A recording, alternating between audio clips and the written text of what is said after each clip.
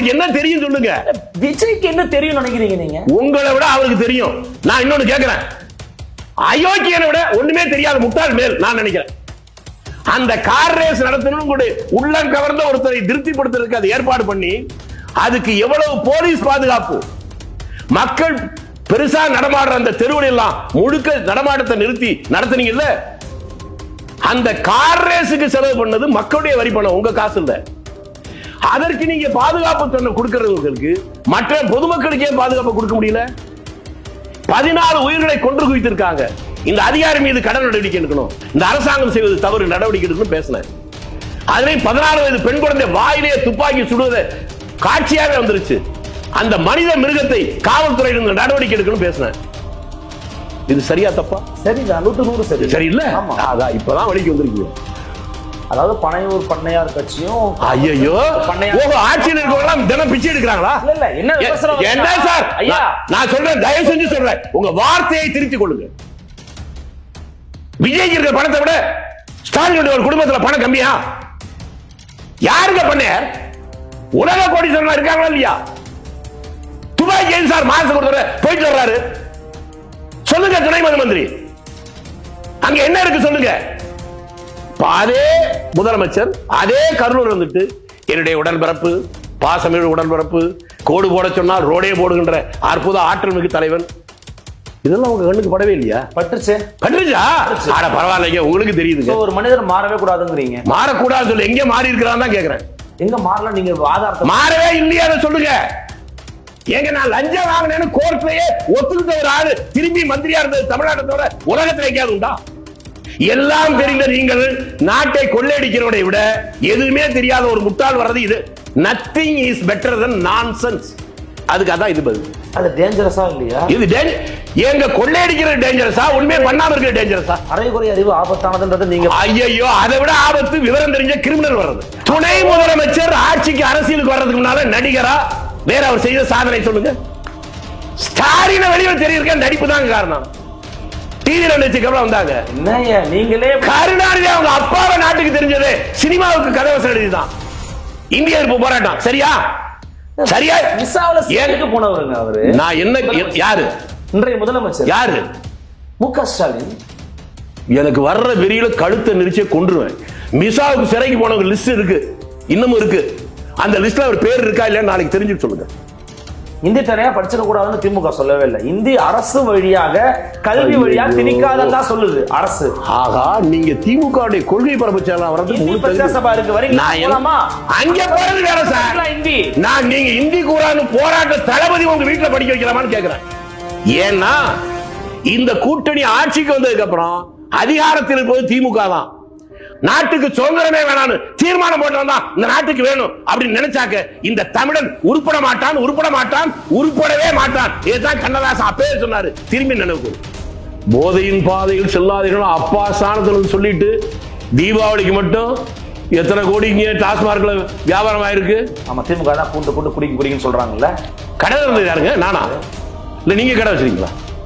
அரசாங்கம் தானே சார் நடத்துது.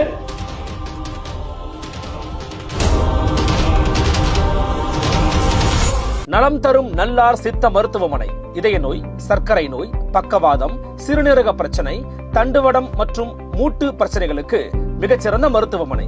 கிருஷ்ணகிரி, சென்னை மற்றும் மதுரை. தொடர்புக்கு 8807666117 மற்றும் 8807666118. Nimati Property Management. Contact 7667008999. அன்னை பர்னிச்சர்ஸ். அன்னை திருமண சீர்வரிசை பொருட்கள், டிவி, ஃபிரிட்ஜ், வாஷிங் மெஷின் உள்ளிட்ட 200க்கும் மேற்பட்ட பொருட்கள் அடங்கிய திருமண சீர்வரிசை ரூபாய் 99,000 மட்டுமே. தமிழகம் முழுவதும் இலவச டோர் டெலிவரி. தொடர்புக்கு 7550014440 9345044044. ஃபோர்த் ஸ்டேட் தமிழ் நேயர்களுக்கு அருள்மொழிவர்மனின் அன்பார்ந்த வணக்கங்கள். இது உங்கள் ஃபோர்த் ஸ்டேட் தமிழ் வழங்கும் பெருதினும் பெருதுகள் நிகழ்ச்சி. இன்றைக்கு நம்முடன் இருந்திருக்கிறார் காங்கிரஸ் கட்சியிலிருந்து மூத்த தலைவர் மரதக்குரிய திரு திருச்சி வேலுச்சாமி அவர்கள். வாருங்களோடு ஒரு சிறப்பு நேர்காணல். வணக்கம். வணக்கம். மோந்தா புயல் இன்னைக்கு கரையை கடக்குதுன்னு சொன்னாங்க. அப்புறம் பார்த்தா இன்னொரு புயல் இன்னைக்கு சென்னைக்கு வந்திருக்குது. அதனால முதல்ல நன்றி, நேரம் கொடுத்ததுக்கு. முதல்ல நேரம் கொடுத்ததுக்கு மட்டும் இல்ல, இன்னொரு நன்றி நீங்க சொல்லணும். இந்த புயல் அங்கிருந்து வந்ததுனால அந்த புயல் மெட்ராஸ் தாக்கல தாண்டி போயிருக்கு. ஓ, அந்த மாதிரி போயிருச்சு அப்படிங்கிறீங்க. சோ மற்ற மகிழ்ச்சி உங்களை மீண்டும் சந்திக்கிறதுல. விஜய் அவர்களை பத்தி இந்த அரசாங்கம் அல்லது அரசாங்கத்தினுடைய ஆதரவாளர்கள் தொடர்ச்சி விமர்சனத்தை வச்சுட்டே இருக்காங்க. ஃபார் எக்ஸாம்பிள், நீங்க எவ்வளவு தலைவரை பார்த்தவர், எந்த தலைவனாவது பாதிக்கப்பட்ட மக்களை வீட்டுக்கு கூட்டு வந்து உட்கார வச்சு பார்த்த வரலாறு நீங்க இருக்கான்னு எனக்கு சொல்லுங்க. ஆனா விஜய் அவர்கள் 41 குடும்பத்துல 37 பேர் குடும்பத்தை வீட்டுக்கு வர வச்சு ஒரு ஹோட்டல்ல 5 ஸ்டார் ஹோட்டல்ல ரூம் போட்டு உட்கார வச்சு பார்த்துட்டு போயிருக்கிறாரு. இந்த மாதிரி ஒரு வரலாற்று கொடுமை எங்க நடக்காது விமர்சனம் வந்துகிட்டு இருக்கு. ஆனா பேர் அமைதி கொண்டு அமைதியா கடந்து போறீங்களா? ஏன் அது? ஐயோ, உங்களுக்கு என்ன, அது பகல்லே பசுமாடு தெரியலன்னா ராத்திரி எப்படி எரும மாடு தெரியுங்களோ அந்த பழமொழி தான் நடக்குது. சொல்லுங்க, விஷயம் சொல்லுங்க, செய்தி சொல்லுங்க. நான் அந்த மக்களை பார்க்க வீட்டுக்கு போக போறேன், எனக்கு பாதுகாப்பு வேணும்னு கேட்டாங்களா? யாருக்கு இதுக்கு பாதுகாப்பு வேணும் சார்? காமராஜர் நீங்க பாதுகாப்பு கேட்டிருக்காரா? நேரு பாதுகாப்பு கேட்டிருக்காரு. உங்களை திருத்தவே முடியாதுங்க. ஏற்கனவே எங்களுக்கு பாதுகாப்பு சரியா அவருக்கு ஒத்துழைப்பு கொடுக்கல, அதனாலதான் உயிரிழப்பு சொன்னீங்களா? அது வரக்கூடாதுன்னா பாதுகாப்பு வைக்கிறாரு. இவங்க சரியா பதில் சொல்லல. கோர்ட்டுக்கு போனாங்களா? கோர்ட்ல இருந்து டிஜிபிக்கு அவங்க சொன்னாங்களா? கோர்ட்ல இருந்து வர சொல்லி டிஜிபி பாதுகாப்பு ஏற்பாடு பண்ணாரா? எஸ்பியை பாருங்கன்னாரு. அங்க போனா டிஜிபி பாருங்க. வேற வழியே இல்லாம வர சொன்னாரு. அது ஒண்ணு. ரெண்டாவது இன்னொன்னு சொல்றேன். நீங்களே சொல்றீங்க 37 குடும்பங்கள் இங்க வந்துச்சுன்னு. சொந்த குடும்பத்தில் இருக்க உறவுகளை பலி கொடுத்தவர்கள் வலி அவங்களுக்கு தெரியுமா, உங்களுக்கு தெரியுமா? அவங்களுக்கு தான் தெரியும். அப்படிப்பட்டவர்களே அங்க வீட்டுக்கு போறாங்கன்னா அவர் மீது தவறு இல்லை என்று அவர்களுக்கு தெரியுது போறாங்க. இதுதான் அந்த ஒப்பீனியன் தான் நான் மறுக்கிறேன். என்னன்னா, ஒரு அப்பாவி, ஒரு பாதிக்கப்பட்டவன், ஒரு வழியில இருக்கிறவன் பண்றதெல்லாம் அவனே ஒத்துக்கிட்டான் நீ போன்னு சொல்றது வந்து என்ன மாதிரியான மனநிலை? நீங்க எப்படி வந்து ஒரு பாதிக்கப்பட்டவன் குரலே சரியா இருக்கு, நீ என்னப்பா பேசுறேன்னு? பாதிக்கப்பட்டவனுக்காக மற்றவன் தான் சார். ஏங்க முட்டை விடுற கோழிக்கு தாங்க வலி தெரியும். இழப்பு ஏற்பட்ட அந்த குடும்பத்தில் இருக்கவனுக்கு இருக்க வரியை விட உங்களுக்கு கூட வருமா? அவர்களே அவர் மீது தவறு இல்லைன்னு நினைக்கிறதா அதுக்கு காரணம். அதுல ஒரு பெண் ஒண்ணு சென்றிருக்கு, அதுக்கு நான் ராயல் சொல்லிட்டு வைக்கிறேன். 20 லட்சம் ரூபாய் கொடுத்த அந்த காசோலைய திருப்பி அவர்கிட்ட கொடுத்துட்டு அனுப்பிட்டு அது என்ன சொல்லுதுன்னா, எங்களிடத்துல அனுதாபத்தோடு பேசுறார், அது எனக்கு போதும். என் மகன் இறந்துட்டான், அனுதாபம் எனக்கு போதுமே ஒழிய, ஆறுதல் வார்த்தை போதுமே ஒழிய அந்த பணம் தேவையில்லை. அப்ப எவ்வளவு பெரிய வார்த்தை அது. இன்னொரு அம்மா பேசிருக்காங்க பாத்தீங்களா, 20 வருஷம் திருப்பி அனுப்பிட்டு நேர்ல வரணும்னு சொன்னவர் எதுக்கு எங்களை நேர்ல வந்து? நீங்க அரைகுறை கற்பனையில பேசுறீங்க. அந்த அம்மா சொன்னதான் நான் சொல்லிட்டு இருக்கேன். இதையும் தான் சொல்லிருக்காங்க. இல்லை, நான் சொல்றது நீங்க புரியாம பேசுறீங்களே திரும்பி திரும்பி. நேர்ல வரேன்னு சொல்றதான் அதிகாரிகள் நீங்க வரக்கூடாதுன்னு சொல்றானே. ஏதாவது ஒரு மண்டபத்துல போடுங்கன்றான். எந்த மண்டபத்திலையும் இடம் கொடுக்க கூடாதுன்னு அவனே போலீஸே சொல்லுது. இதெல்லாம் அதாவது அரசாங்கம் போய் மண்டபத்துக்காரரே விஜய் வருவார் மண்டபத்துக்காரரே நீங்க இடம் கொடுக்காதுன்னு சொல்லுவாங்களா? நீங்க அரசாங்கத்தின் வேலையா? நீங்க இந்தியாவில் இருக்கீங்களா, வேற எங்கேயா இருக்கீங்களா? ஐயா, நான் பிறந்தது தமிழ்நாடு தான். தமிழ்நாடு தானே? அப்ப பாவம், நீங்க மெட்ராஸ்ல இருக்கீங்க, நாட்டை பத்தி தெரியல. அடிபட்டு உதப்பட்ட எங்களுக்கு தானே தெரியும். என்ன உங்களுக்கு என்ன தெரியும் சொல்லுங்க. விஜய்க்கு என்ன தெரியும் நினைக்கிறீங்க நீங்க? உங்களை விட அவருக்கு தெரியும். நான் இன்னொன்னு கேட்கிறேன், அயோக்கியனை விட ஒண்ணுமே தெரியாத முட்டாள் மேல் நான் நினைக்கிறேன். எல்லாம் தெரிஞ்ச அனுபவசாலிகள் நாட்டு மக்களுக்கு காத்தாங்கருப்ப எங்க கார் ரேஸுக்கு 40 கோடி ரூபாய் செலவு பண்ணாங்க. எதுக்கு? விளையாட்டுத்துறை மேம்படுத்துறதுக்கு. இன்னைக்கு திரும்ப திரும்ப ஒரு துறை சார்ந்து பண்ண ஒண்ணு சொல்றத கொச்சைப்படுத்துற உண்மையை சொன்னா உங்களுக்கு தாங்கிக்க முடியல. அதுக்கு நான் முடிச்சு சொன்னாதான் உங்களுக்கு புரியும். அந்த கார் ரேஸ் நடத்தணும் கூட உள்ளம் கவர்ந்த ஒருத்தரை திருப்திப்படுத்துறதுக்கு அது ஏற்பாடு பண்ணி அதுக்கு எவ்வளவு போலீஸ் பாதுகாப்பு, மக்கள் பெருசா நடமாடுற அந்த தெருவில் எல்லாம் முழுக்க நடமாட்டத்தை நிறுத்தி நடத்துனீங்கல்ல. அந்த கார் ரேஸுக்கு செலவு பண்ணது மக்களுடைய வரி பணம், உங்க காசு இல்ல. அதற்கு நீங்க பாதுகாப்பு சொன்ன கொடுக்கறவங்களுக்கு மற்ற பொதுமக்களுக்கு ஏன் பாதுகாப்பு கொடுக்க முடியல? நீங்க கேட்கறீங்களே அரசாங்கம் போய் யாரையும் கொடுக்க கூடாதுன்னு, இடம் கொடுக்க கூடாதுன்னு. உங்களுக்கு அந்த வலி என்ன தெரியும்? நீங்க அதுக்கான ஏற்பாடு ஏதாவது செஞ்சிருந்தா அந்த அனுபவம் உங்களுக்கு இருந்தா தெரியும். நாங்கெல்லாம் கடந்த காலத்துல எவ்வளவு வாடி வதங்கி இருக்கோம் உங்களுக்கு தெரியுமா? இப்ப உங்களுக்கு திரும்பி சொல்றேன், 2018 நடந்த போது அதே தூத்துக்குடி இதுக்காக நான் திருச்சியில ஒரு பொதுக்கூட்டம் பேசினேன். 14 உயிர்களை கொன்று குவித்திருக்காங்க. இந்த அதிகாரி மீது கடன் நடவடிக்கை எடுக்கணும், இந்த அரசாங்கம் செய்வது தவறு, நடவடிக்கை எடுக்கணும் பேசினேன். அதுலயும் 14 வயது பெண் குழந்தை வாயிலே துப்பாக்கி சுடுவதை காட்சியாக வந்துருச்சு. அந்த மனித மிருகத்தை காவல்துறை நடவடிக்கை எடுக்கணும் பேசினேன். இது சரியா தப்பா? சரிதான், 100% சரி. சரி இல்ல? அதான் இப்பதான் வழிக்கு வந்திருக்கீங்க. அந்த ஆட்சி அதிமுக ஆட்சியே என் மேல கேஸ் போடல. இப்ப 3 மாசத்துக்கு முன்னால என் மேல கேஸ் போட்டிருக்காங்க, உங்களுக்கு தெரியுமா? இது எதற்காக சொல்லுங்க. இதெல்லாம் ஒரு அரசாங்கம் மற்றவர்களை வழிக்கு கொண்டு வருவதற்கு இதெல்லாம் செய்வாங்கிறது நீங்கள் பாதிக்கப்பட்டிருந்தால் மட்டும்தான் உங்களுக்கு புரியும். அது பாதிக்கப்படல, நீங்க அதனால ஜாலியா பேசல. நான் பாதிக்கப்படல, நீங்க ஒரு முன்னுடிவுக்கு வந்துட்டீங்க, அதை பத்தி பிரச்சனை இல்லை. பாதிக்கப்பட்டிருந்தா இப்படி எல்லாம் பேச மாட்டீங்களா? இல்ல, நான் என்ன கேட்கிறேன்னா, என்னுடைய நேரடியான கேள்வி அப்படிங்கிறது, உங்கள் தலைவர் காமராசர் அவர்கள் இப்படிப்பட்ட ஒரு பாதிக்கப்பட்ட மக்களை போய் பார்க்கும்போது கூட்டம் வந்துடும், அவங்கள கூட்டம் வாப்பான்னு சொல்லுவாரா? இல்ல வேற சொல்லிருக்காங்களா யாராவது? அரசு பாதுகாப்பு கொடுக்கணும், அரசு தடையப்பட்டா உடைங்க சார், தடைய உடைச்சு போய் உட்காருங்க சார் உங்க வீட்டுல போயிட்டு. நான் சொன்னதை முதல்ல சொன்னது நீங்க காது கொடுத்தே கேட்கல. நீங்க என்னன்னா இந்த இதுக்கு குதிரைக்கு இந்த பட்டா கட்டிருப்பாங்கல்ல, அது மாதிரி அதுக்குள்ளேயே பாக்குறீங்க, கேட்கறதுக்கே தயாரா இல்ல. நான் முதல்ல என்ன சொன்னேன், ஏற்கனவே விஜய் மீது நீங்க வைக்கிற குற்றச்சாட்டு பாதுகாப்பு ஏற்பாடுகளுக்கு ஒரு துணை வரல, துணையாக இல்ல, அந்த குற்றச்சாட்டு தான் வச்சாங்க. இப்பவும் நீங்க பாதுகாப்பு கொடுக்கல, நான் போறேன்னு சொன்னா அதையே திரும்பி சொல்லி இவர் இன்னும் அழுத்த பாக்குறீங்க. இவர்களே செயற்கையாக இன்னொரு ஒரு பிரச்சனையை உருவாக்கி பாத்தீங்களா அரசுக்கு ஒத்துழைப்பு தர மாட்டேங்கிறாரு, அதிகாரிகளுக்கு ஒத்துழைப்பு தர மாட்டேங்கிறாரு சொல்லுவீங்களா, சொல்ல மாட்டீங்களா? மக்களுடைய உயிர் எவ்வளவு முக்கியம்னு மனிதர்களாக இருக்கிற எல்லோருக்கும் புரியும். எந்த கட்சியா வேணாலும் இருக்கட்டும், யாரா வேணாலும் இருக்கட்டும், அந்த மனித உயிர்கள் விலை மதிப்பு இல்லாதது, அது ஒரு உயிர் கூட போகக்கூடாது, அது யாராக இருந்தாலும் என்று நினைப்பதுதான் ஒவ்வொருடைய கடமையும். அப்படி ஒருவர் இருந்தால் அவரை நம்ம ஏற்றுக்கொள்ளணுமே ஒழிய அதில் ஒரு குற்றம் கண்டுபிடிச்சு சொல்லக்கூடாது. அதாவது பனையூர் பண்ணையார் கட்சியும் ஐயோ ஆட்சியில் இருக்கவங்க தினம் பிச்சை எடுக்கிறாங்களா? என்ன சார் நான் சொல்றேன், தயவு செஞ்சு சொல்றேன், உங்க வார்த்தையை திருத்திக் கொள்ளுங்க. விஜய்க்கு இருக்கிற பணத்தை விட ஸ்டாலின் ஒரு குடும்பத்தில் பணம் கம்மியா? யாருங்க பண்ணையார்? உலக கோடீஸ்வரன் இருக்காங்களா இல்லையா? துபாய்க்கு ஏன் சார் மாசத்துக்கு ஒரு தடவை போயிட்டு வர்றாரு? சொல்லுங்க துணை மந்திரி, அங்க என்ன இருக்கு சொல்லுங்க. சும்மா பண்ணையார் வார்த்தை ஜாலம் போடாதீங்க.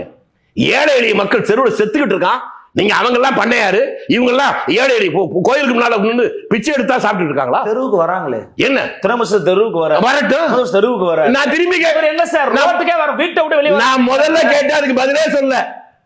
ஆட்சியில் இருக்கவங்க வரணும், எதிர்கட்சிக்கார ஏன் வரலன்னு கேட்டுட்டு இருக்கீங்க. இவர் ஏன் துபாய்க்கு அடிக்கடி போனாரு, அதை கேட்டோம், சொல்லுங்க பதில். அங்க என்ன வச்சுட்டு வந்திருக்காரு, எதை பாதுகாக்க போறாரு? தமிழ்நாட்டுக்கு முதலீடு இருக்க போனாரா? இது எப்படி தெரியுமா இருக்கு, பிஜேபி காரரு ராகுல் காந்தி ஏங்க அடிக்கடி விளையாண்டு போயிட்டு வரான்னு கேட்கற மாதிரி இருக்கு. அப்படிதான் நான் என்ன அப்படிதான் இருக்கு. நான் ஒண்ணு, நீங்க எதை வேணாலும் சொல்லுங்க, எதிர்கட்சிக்காரர்கள் எப்படி வேணாலும் இருக்கலாம், அது வேற சார். ஆட்சி அதிகாரத்தில் இருக்கிறவர்களுடைய செயல்பாடுகள் தான் பதில் சொல்லணும். இவர்கள் ஏன் வரல, ஏன் போலங்கிறதா கேள்வி. நீங்க இதை கேட்கறீங்களா, ஏன் நேரா போகலன்னு? கள்ளக்குறிச்சி 69 பேர் செத்தாங்களா? இன்னைக்கு வரைக்கும் முதல்மந்திரி போயிருக்காரா? என்னைக்கா நீங்க கேட்டீங்களா ஏதா பேட்டியில? ஏன் இந்த இரட்டை நிலைப்பாடு சொல்லுங்க, எனக்கு புரியலையே சார். நீங்க அதே இடத்துல கடந்த காலத்துல எப்படி இருந்துச்சு, இன்னைக்கு என்ன இடத்துல யோசிச்சு பாருங்க.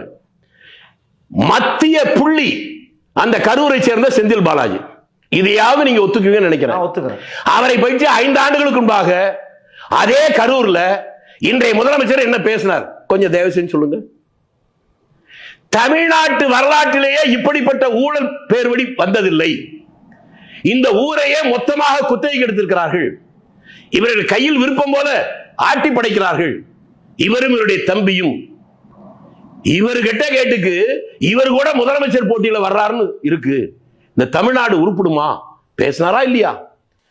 அதே முதலமைச்சர் அதே கரூர் வந்துட்டு என்னுடைய உடன்பிறப்பு, பாசமிழ் உடன்பிறப்பு, கோடு போட சொன்னால் ரோடே போடுகின்ற அற்புத ஆற்றல் மிகு தலைவன், இதெல்லாம் உங்க கண்ணுக்கு படவே இல்லையா? பட்டுச்சா?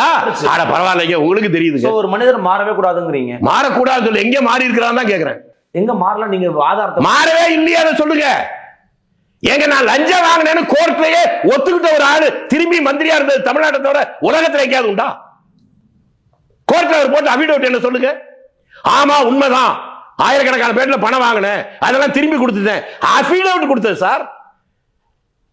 அவருக்கு யோக்கியம் உத்தரவிட்டு மந்திரி பதவி கொடுத்துட்டு அவர் என்ன திருந்திட்டாரு, மாறிட்டாரு. உங்களுக்கே கூச்சமா இல்லையா? அதுக்கு என்ன பேசுறீங்கன்னு எனக்கு புரியலையே. இல்ல, எந்த கோட்பாடு, கொள்கை, தத்துவம், இது எதை பற்றிய முழுமையான புரிதல் இல்லாத தாவேகா போன்ற, விஜய் போன்ற ஆளுமை. நான் முன்னாலே அதுக்கு பதில் சொல்லிட்டேன், உங்களுக்கு புரியல. எல்லாம் தெரிந்த நீங்கள் நாட்டை கொள்ளையடிக்கிறவரை விட எதுவுமே தெரியாத ஒரு முட்டாள் வர்றது இது. Nothing is better then nonsense. அதுக்கு அதான் இது பதில். அது டேஞ்சரஸா இல்லையா? இது எங்க கொள்ளையடிக்கிறது டேஞ்சரஸா, உண்மையை பண்ணாம இருக்கிற டேஞ்சரஸா? அரைகுறை அறிவு ஆபத்தானதுன்றது நீங்க. ஐயோ, அதை விட ஆபத்து விவரம் தெரிஞ்ச கிரிமினல் வர்றது. உங்களுக்கு அது புரியலையா? விவரம் தெரிந்த எல்லாம் தெரிந்த ஒருவன் கிரிமினல் ஆனதா பெரிய ஆபத்து. விவரம் தெரியலன்னா அவனுக்கு தெரியாம சும்மா இருப்பான். நல்லது நடக்கலைனாலும் அவனால கெட்டதாவது பண்ணாம இருக்கான்ல, அதைத்தான் ஆங்கிலத்துல nothing is better than nonsense.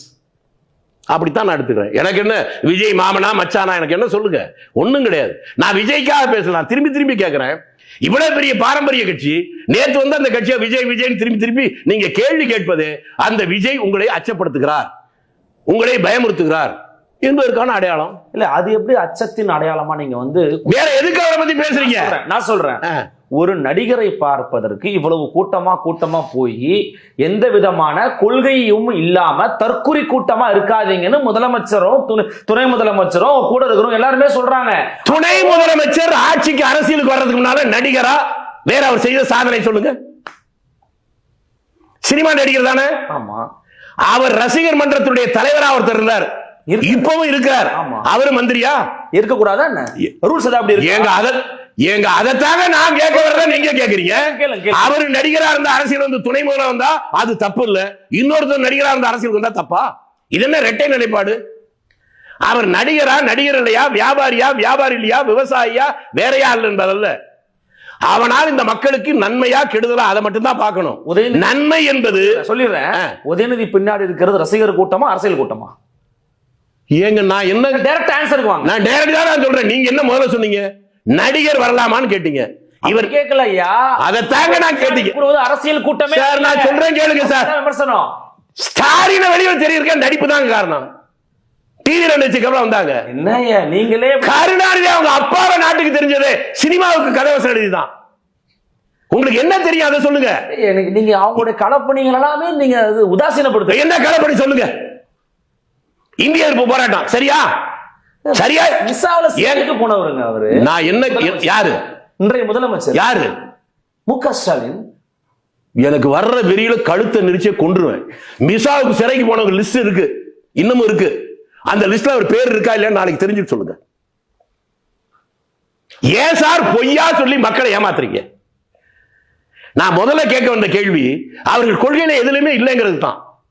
இந்திய எதிர்ப்பு இதை விட்டுட்டா அம்மா என்று அழைக்க முடியாது, மாதா என்று அழைக்க வேண்டும், பிதா என்று அழைக்க, அப்பா என்று அழைக்க முடியாது, பிதாஜி என்று அழைக்க வேண்டும். இப்படி எல்லாம் தூண்டி விட்டு நீங்களும் போராடணுமா? அதுக்கப்புறம் அவருடைய பேரை மத்தியில மந்திரியா இருக்கும்போது கேள்வி கேட்டீங்களா அவங்கள போற மீடியாக்கள்? எப்படிங்க சின்ன வயசுல அவர் டெல்லியில போயிருக்காரு, அவன் ஹிந்தி நல்லா பேசுவாங்க. உங்களுக்கு நல்லா தெரியுறது சொல்றேன். அவருடைய பொண்ணு தானே இப்ப இருக்கிற ராஜ்யசபா எம்பி கனிமொழி, ராஜ்யசபா எம்பி தான்.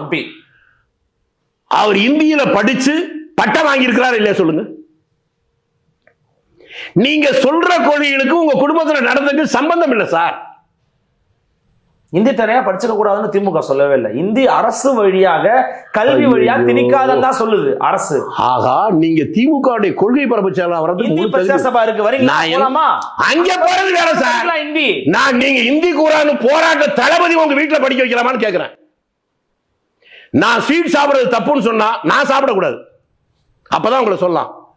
குடிக்காதப்பா உடம்புக்கு கெடுதல், நான் 24 மணி நேரம் குடிப்பேன், உங்களை மட்டும் குடிக்க வேணாம்னு சொன்னா சிரிக்க மாட்டீங்க.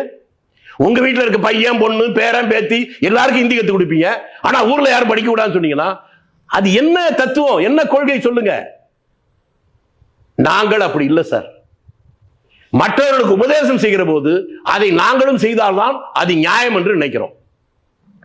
இப்போதும் கூட்டணி என்று நீங்க முதல்ல சொன்னது திரும்பி வர்றேன். கூட்டணினா என்ன? Mutual trust. நீங்களும் நானும் தோழமையா இருக்கிறோம்னா உங்கள் மீது எனக்கு நம்பிக்கை, என் மீது உங்களுக்கு நம்பிக்கை இருக்கணும்.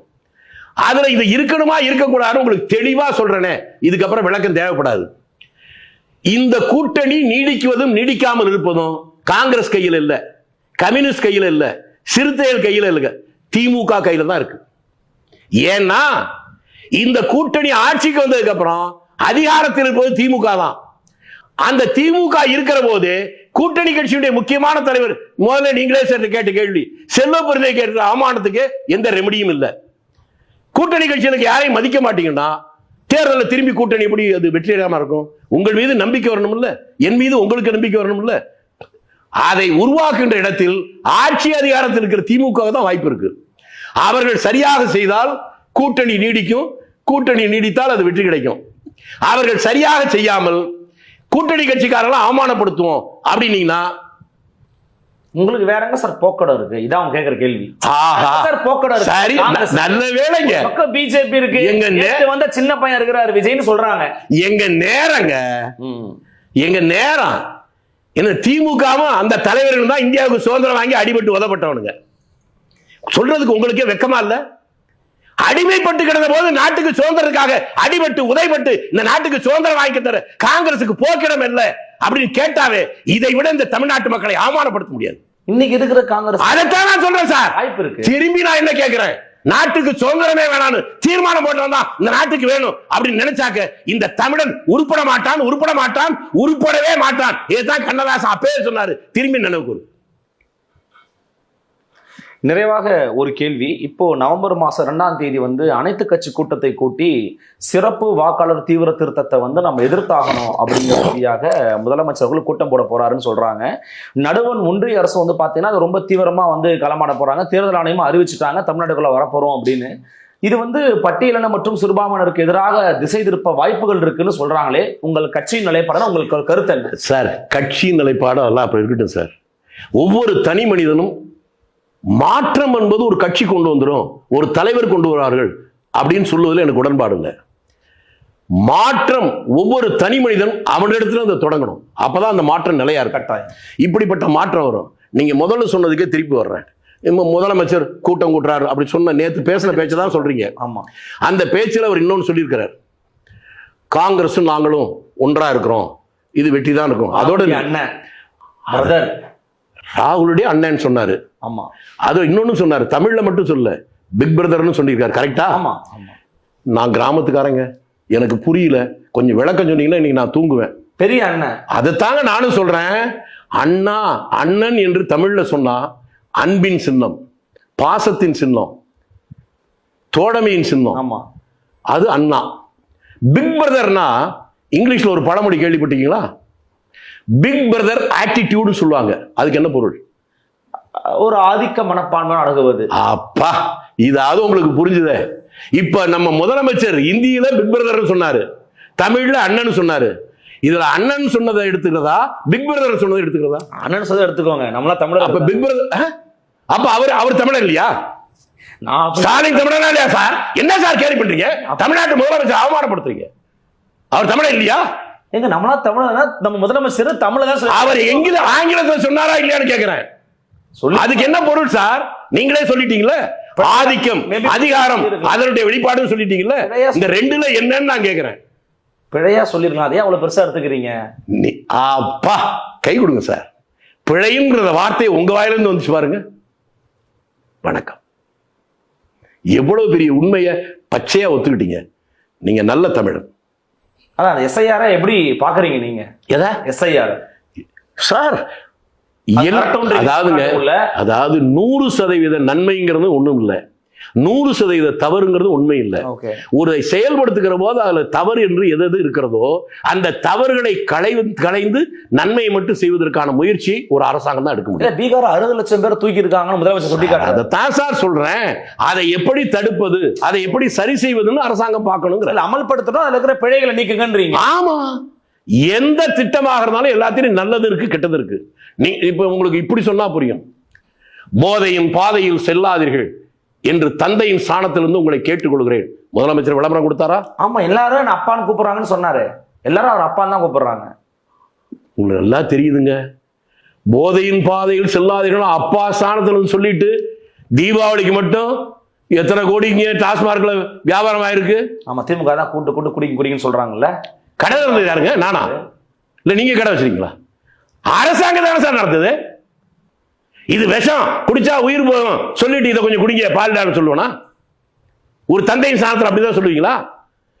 எப்போது குடிப்பது பாவம் என்று தோன்றுகிறதோ அதை நிறுத்துவதற்கு என்ன வழின்னு தானே பார்க்கணும். ஆக சொல்லுக்கும் செயலுக்கும் சம்பந்தம் இல்லைங்கிறதுக்கு இப்ப நீங்க சொன்னதே உதாரணம். நான் என்ன சொல்றேன், சொல்வதெல்லாம் நல்லா தான் இருக்கு, அதை செயல்படுத்துவது திமுகவுக்கு நல்லதுன்னு சொல்ல மாட்டேன், தமிழ்நாட்டுக்கே நல்லதுங்கிறேன். நான் இதை சொல்வது இடிப்பாறை இல்லா ஏமராமன்னன் கெடுப்பார் இல்லான்னு கெடும். ஒரு ஆட்சி அதிகாரத்தில் உன்னதமான காந்தியே இருந்தாலும் கூட தவறுகளே நடக்காமல் ஒரு ஆட்சி நடக்க முடியாது. எதிர்கட்சியிலும் பத்திரிகையாளர் என்ன பண்ணணும், எங்கெங்கு தவறு இருக்கிறதோ அதை ஆட்சியாளர்கள் சுட்டிக்காட்டி அந்த தவறுகளை சரி செய்வதற்கு ஆலோசனை சொல்லணும். ஆட்சி செய்கிற தவறுகளுக்கெல்லாம் நியாயம் கற்பிச்சு பேசுறவன் பத்திரிகையாளர் என்கிற போர்வையில் இருக்கிற அயோக்கியன். இதுதான் என்னுடைய கருத்து. பலவிதமான கருத்துக்களை ரொம்ப பொறுமையா யதார்த்தமா வெளிப்படையா பகிர்ந்துக்கிட்டீங்கய்யா. மிக்க நன்றி. நன்றி. மீண்டும் சந்திக்கலாம். வணக்கம்.